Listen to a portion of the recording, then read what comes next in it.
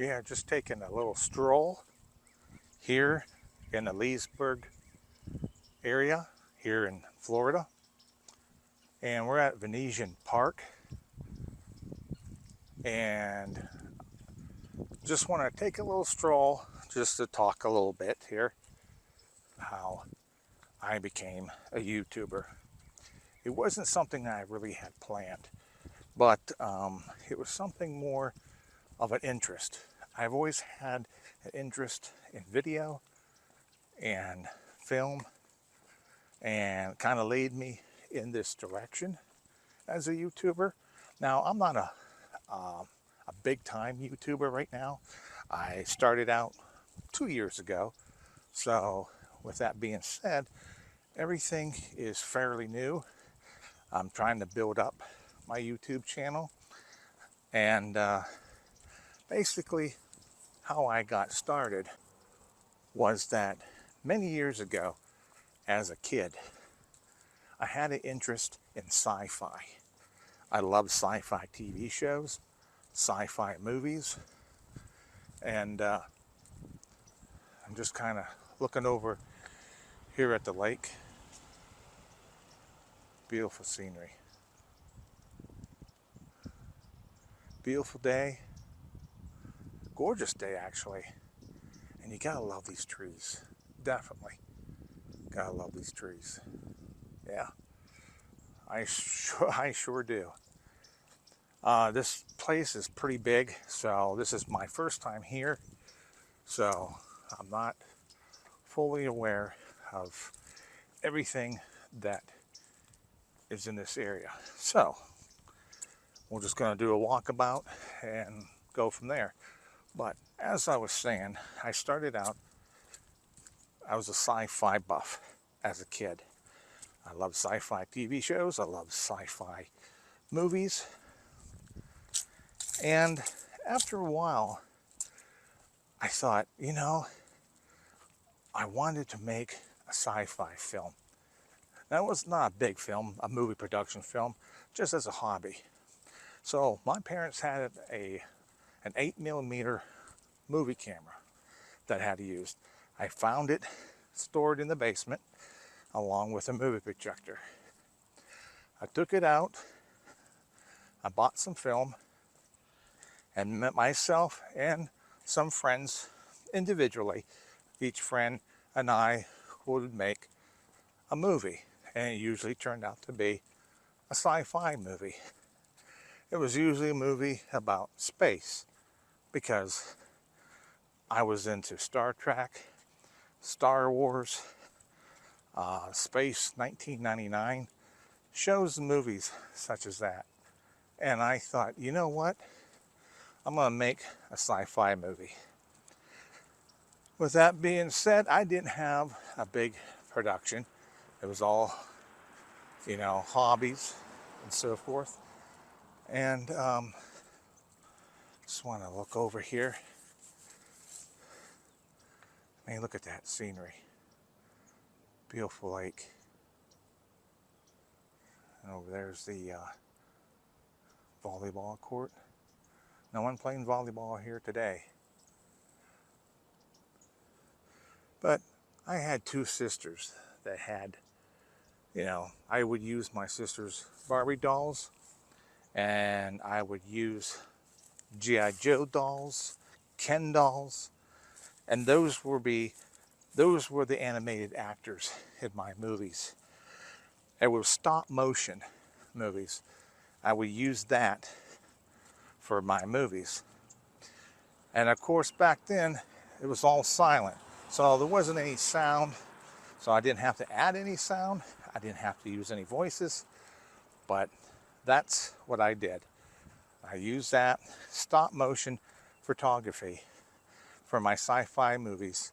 And they're all on 8mm. But as years progressed, those kind of faded away. It was starting to hard to find, rolls of film for an 8mm camera. So I gave it up. I didn't pursue to do anything more but to give it up. So as years went on, video came out, VHS. And I didn't do anything till probably until the eight, late 80s. And I had a friend of mine that was going to Penn State University, hearing the sirens in the background there. And he was doing some projects for his class. And he was doing something for communications. I wasn't sure exactly what it was, but he asked me if I would help him out doing that. And I said, sure, why not? So he would rent a VHS video camera from his school at the Penn State University, and we bring it back to my place, and we came up with a subject. We would put it together, and we would edit it. And but we didn't really have any editing gear. What I had was just another VCR. We popped VCR to VCR. That's what we did. We connected two VCRs and went VCR to VCR. We would pop in one tape, take it out, pop in another, take it out, and put it onto one tape. And that's how we did. It was called non-linear editing. And that was back in the days before computers came out for linear editing. So, time was on again. I was married the first time. This will be my first marriage. My wife had said to me one time, with your interest with all this video and film, why don't we get into a business of wedding videography? There's a big demand in that. And I thought, I never really thought about it, but yeah, we'll go ahead and we'll do that. And so we start looking up now. This is, mind you, that we didn't have the internet yet. So I had to send out videotapes on how to do weddings, what equipment to get. So that's what I did. I bought the how-to, and I start watching them. Then, next thing you know, I was doing wedding videography. And I did that, believe it or not. I had never thought I would do it this long, but I did it for 30 years. And that's a long time. And those 30 years just flew. Just looking over at the lake here. See, there's still much, much more way out in that direction. There's like bridges and everything. And it's a long walk out towards that way. So,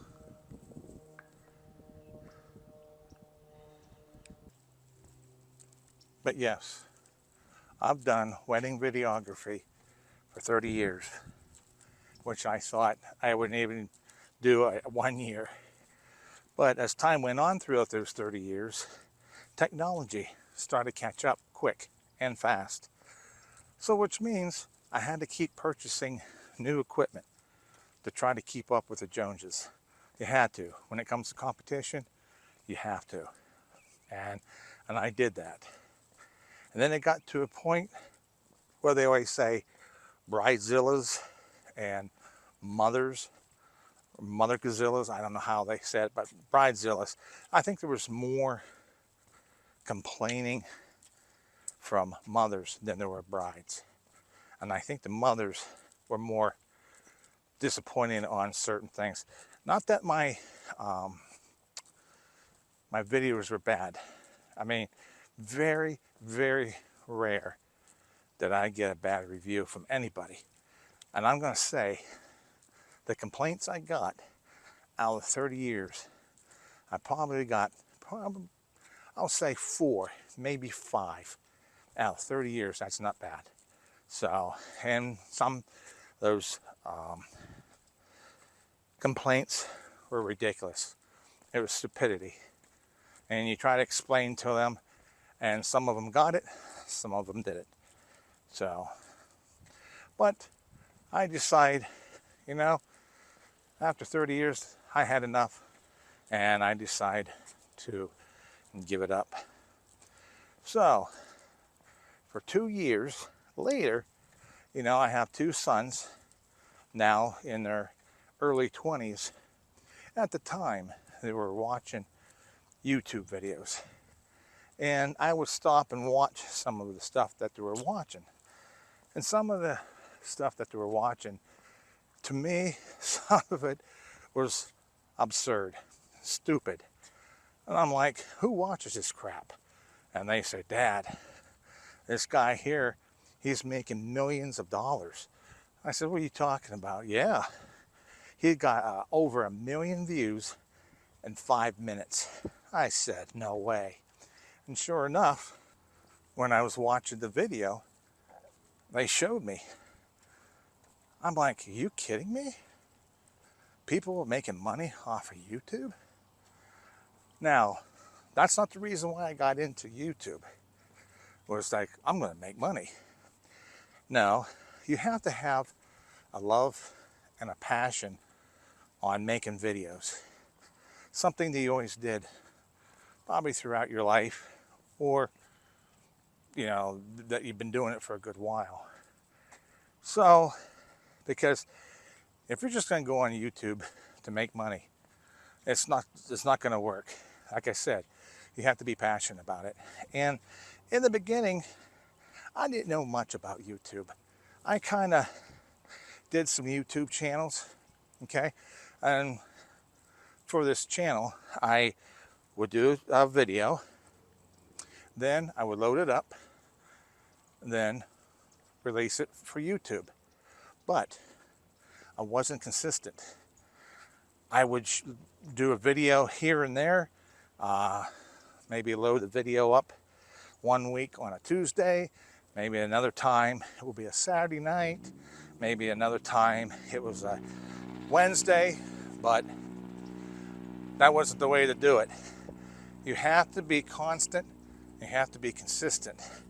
Like right now, I'm starting to do Mondays at 6 p.m. releasing my videos. That way, when people see me, they'll know, hey, this guy here does his videos, releases them on Monday at 6 p.m. Now, I may not get to that chance all the time because I might not always have time for content. With being that I do have a full-time job, which I'm kind of off right now, but not only that, I do have family, which I contend to, a grandson, so all those are a factor. But I do my best to try to get that in. So if I'm not there Monday at 6, and then somebody's going to say, hey, where's Sean at? Where's his video? He usually comes on here, which is okay. Okay, no big loss. I'll be there. So, but anyway, where was I talking about? Oh yeah, uploading the video. So, I've been doing YouTube, like I said, I've been doing it for 2 years, but I only have right now, as of this channel, 25 some videos, okay? I don't know, this will be the 26th, the 28th, or the 30th. I don't know, depending on when I upload this video. But with all being said, now I'm a little more, excuse me, more consistent to do content videos and to upload videos. So I'm trying to make the best of it, and I'm going to continue to do much more than what I've got going. And I think as soon as I retire, I would probably be moving here south in Florida. Not sure if it's going to be part-time, full-time. We haven't really decided yet how it was going to be done. I'm just kind of walking down here by the this lake. I just have to make sure that there's no roaming alligators. But you do see some birds out there. Try to get a little closer to that.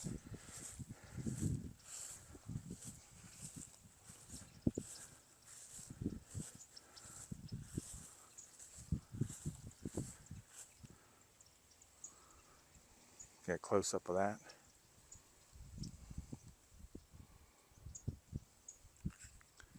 Just sitting out in the sun. Oh, there he goes.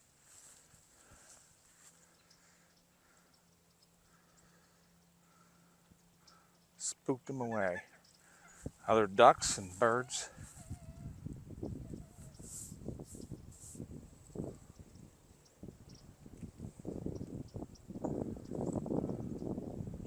Looks like a pontoon boat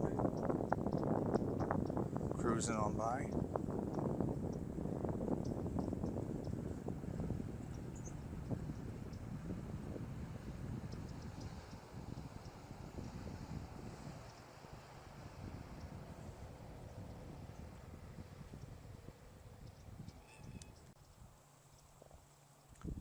So, will I do YouTube full time?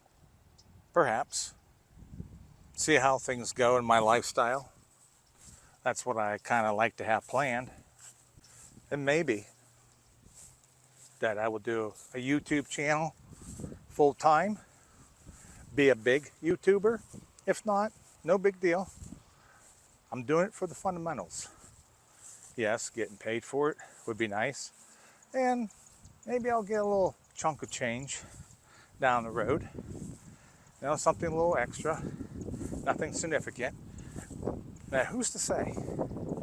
Right now, in this video, I'm just kind of a small time YouTuber. And, yeah, who's to say? Like I said, I could be big time. And I think it would be great, like if I was walking somewhere, don't matter where I'm at, and somebody recognized me from YouTube and came up to me and said hello.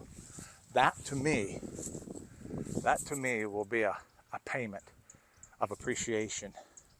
That somebody watches my video and subscribes to my video and comes up to me and says hello. That is the biggest payment to me. If that happens, that'd be great. Definitely. And not only that, being a YouTuber, you get to go to places, explore different places, and the ability that, I mean, I recommend if anyone's going to do a YouTube channel, I say go for it, you know? Doesn't matter what kind of content you're doing. I mean, there's so much out there. There's how-to videos, there's cooking videos, how to cook, how to do this and how to do that. I mean, endless possibilities. Taking another look over the lake area.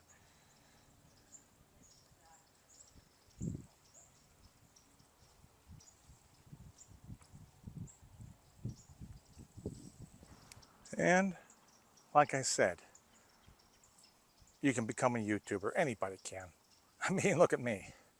I mean, again, I'm not a big YouTuber as of now, but maybe sometime I will. And I'm not trying to be a big shot YouTuber or anything. I'm just doing it for the fundamentals. And wherever direction it takes me, I'm fine with it.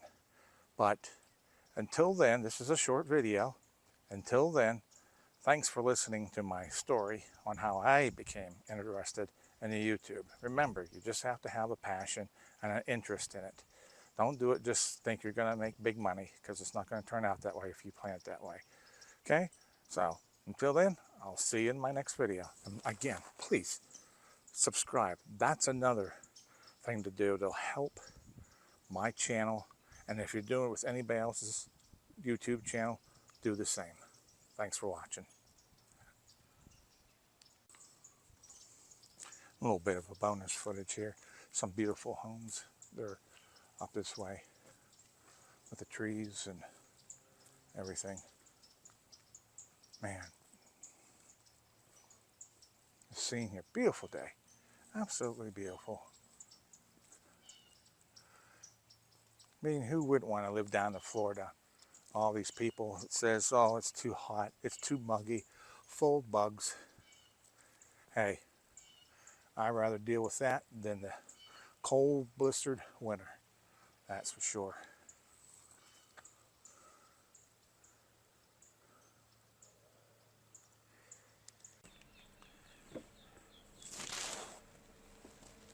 Here's some more footage with the bridges and everything. Look at that. Love the landscaping.